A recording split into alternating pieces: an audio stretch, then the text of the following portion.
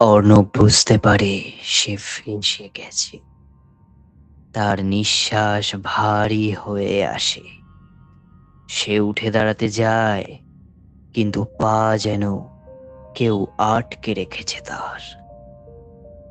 পেছন থেকে ঠান্ডা হাওয়া বয়ে আসে হঠাৎই। কেউ তার খুব কাছে চলে এসেছে। অর্ণব ধীরে ধীরে ঘুরে তাকায়। ওই জিনিসটা একদম তার পেছনে। চোখ দুটো সবুজ আলোয় জ্বলজ্বল করছে। তারপর হঠাৎ ট্রেনটা এক ঝটকা মারে। দরজাটা 1 সেকেন্ডের জন্য খুলে যায়। অর্ণব বুঝতে পারে এটাই তার সুযোগ।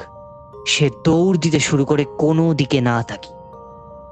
পেছন থেকে সেই জিনিসটা এগিয়ে আসছে। অর্ণব ভালোভাবেই টের পাচ্ছে সেটা। আর ঠিক তখনই সে লাফ দেয় ট্রেন থেকে। কিন্তু সে কি বাঁচতে পারবে?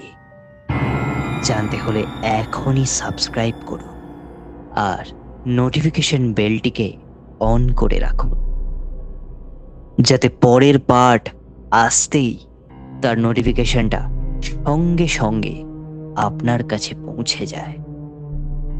তাহলে আবার দেখা হচ্ছে পরের পার্টে। Thank you. ভালো থাকবেন। Stay tuned.